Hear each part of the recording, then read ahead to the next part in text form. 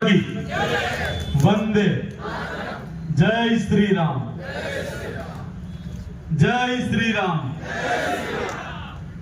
मंच पर उपस्थित अपना प्रदेशना अपना લોકલાડીના सांसद બેન શ્રી કલાબેન ડેલકરજી, આ પંચાયતના સરપંચના ઉમેદવાર સુમિત્રાબેન, જિલ્લા પંચાયતના ઉમેદવાર અનિતાબેન, તમામ 8 પંચાયતના સભ્યો, મિત્રો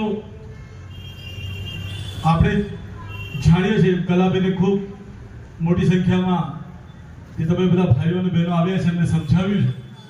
હું બધાનું મંચ પર બેસેલું નામ ન લઈશ, કારણ કે મારે અહીંયાથી કરાડ જવું છે અને કરાડ પછી મારે દમણમાં બીજી 5 સભા પણ સંબોધવાની છે, તો હું વધુ સમય ન લેતા આપ સૌને 2-3 મુદ્દા પર વાત કરીશ। મિત્રો, આ આદરણીય નરેન્દ્રભાઈ મોદીજીની સરકાર જ્યારથી કેન્દ્રમાં આવી છે 2014 થી, ત્યારથી આ પ્રદેશનો વિકાસ 4 ગુણો થયો છે। અને આ વિકાસ એક નાના એવા પ્રદેશમાં જ્યારે આપણા દેશના યશસ્વી પ્રધાનમંત્રીજી 5-5 વાર આ પ્રદેશનો પ્રવાસ કરતા હોય તો એનાથી ગૌરવની વાત આપણા માટે શું હોઈ શકે? મિત્રો, આપણે જોયું છે આ પ્રદેશમાં ભગવાન બિરસા મુંડા નામની ખૂબ ખાનવેલમાં મોટી સ્કૂલ બનાવવામાં આવે છે। ઝંડા ચોક પર 240 ક્લાસની વિશ્વની સૌથી મોટી સરકારી સ્કૂલ છે, જ્યાં 11 થી 12,000 વિદ્યાર્થીઓ ભણે છે। આટલી મોટી સ્કૂલ બનાવવામાં આવે છે। મેને ઉલ્લેખ કર્યો મેડિકલ કોલેજનો ઉલ્લેખ કર્યો, મેને ઉલ્લેખ કર્યો હોસ્પિટલનો ઉલ્લેખ કર્યો। દોસ્તો, આપણી દીકરાઓને કોઈ કે દીકરીઓને ફેશન ડિઝાઇનમાં જવું હોય, લો કોલેજમાં જવું હોય કે આપણે કોઈ પણ જાતના અહીંથી એજ્યુકેશન માટે જે કોઈ પ્રકારની એમને સુવિધા જોઈતી હોય, તમામે તમામ સુવિધા આ પ્રદેશમાં છે। મિત્રો, જ્યારે હું અહીંથી બોલી રહ્યો છું ત્યારે મારી પણ ફરજ બને છે કે આ પ્રદેશની રાજકીય ભૌગોલિક પરિસ્થિતિ વિશે તમને થોડી જાણકારી આપી દઉં। દાદરા નગર હવેલીમાં 26 જિલ્લા પંચાયતની સીટ છે। આ 26 માંથી 17 આપણે જીતી ગયા છે, એટલે સરકાર આપણી બની ગઈ છે। મિત્રો, 15 નગરપાલિકા છે, વોર્ડ છે, એમાંથી 14 આપણે જીતી ગયા છે। મિત્રો, ખાલી 1 જીતવાનું બાકી છે, એ આપણે જીતી ગયા। આપણા 26 સરપંચમાંથી આપણે 6 સરપંચ પર બિનહરીફ આપણે જીતી ગયા છે। જ્યારે આ પ્રદેશમાં નગરપાલિકા અને જિલ્લા પંચાયત બંને સરકાર ભારતીય જનતા પાર્ટીની બનવાની હોય તો શા માટે આપણે અહીંથી અનિતાબેન અને સુમિત્રાબેનને આપણે ન જીતાડીએ? દોસ્તો, આપણે ખૂબ જંગી બહુમતીથી આપણે એમને જીતાડવાનું છે। મિત્રો, હું વિરોધી પક્ષ વિશે વિરોધ શબ્દ ઉપયોગ નથી કરતો, હું પ્રતિસ્પર્ધી જ કહું છું। એમની વિચારધારા અને આપણી વિચારધારા અલગ હોઈ શકે છે। મિત્રો, આ પંચાયતી ચુનાવ છે, આપણે એકબીજાના નજીક રહેતા હોઈએ છીએ। દોસ્તો, આપણે નક્કી કરવાનું છે કે આવનારા દિવસોમાં આપણા પરિવારનું ભવિષ્ય આપણે કોના હાથમાં આપવું। ભારતીય જનતા પાર્ટીની સરકાર, મિત્રો, આવતા 30 વર્ષ સુધી કેન્દ્રમાં ભારતીય જનતા પાર્ટીની સરકાર જ રહેવાની છે। તો શા માટે આપણે અહીં તમામે તમામ જે સંસ્થા છે આપણી, એ સંસ્થા આપણે ભારતીય જનતા પાર્ટીના સુપ્રત ના હોઈએ? એનાથી શું થાય છે? મિત્રો, વિકાસ 4 ગુણો થાય છે। અમારા સાંસદ અપક્ષથી આવેલા છે કે આએ દિન અમારો વિરોધ કરતા હોય છે, આ પ્રદેશને બદનામ કરવા માટે કશું અમને બાકી નથી રાખતું। હું મિત્રો આ મંચ પરથી એમને ચેલેન્જ કરીને જાઉં છું।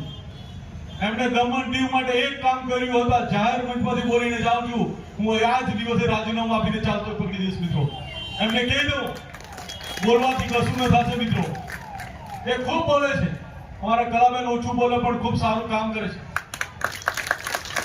આજે આપણી મંચમાં આવ્યા છે, કાલે એમનો પ્રવાસ જોયો તો કાલે બેનચેક થેરડી સુધી બેઠકો લેવા માટે ગયા હતા।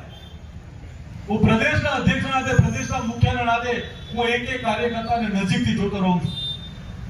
અમારા સરપંચના ઉમેદવારો, ખાસ કરીને વેકોલીથી મારા બેન બિનહરીફ જીતી ગયા છે, એમને પણ અભિનંદન આપું જ છું। એમને સાથે આપણા અટલ ભવન પર એમને અભિનંદન આપ્યા છે। આ બેના ગામના દીકરી છે, તો આપણી બધાની ફરજ બને છે એકવાર ચૂંટણી જીતી ગયા પછી પણ આપણે આપણા કાર્યકર્તાની સાથે સમન્વય રાખવો।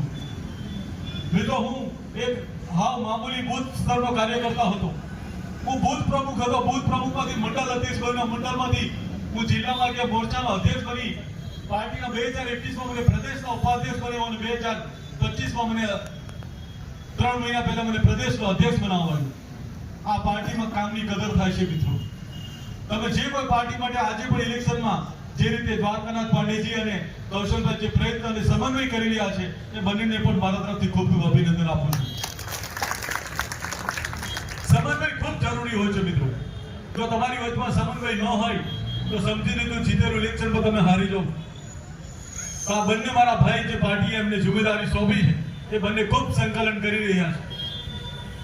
હું ઘણું ખરું ઇશારામાં બોલી જતો હું છું. આપણે કહે છે કે સમજદાર કોઈ ઇશારા કાફી હોતા હૈ. આ બેઠેલા લોકોને પણ હું ઇશારામાં કહી દીધું છે કે તમારી વચમાં સમન્વય રાખજો.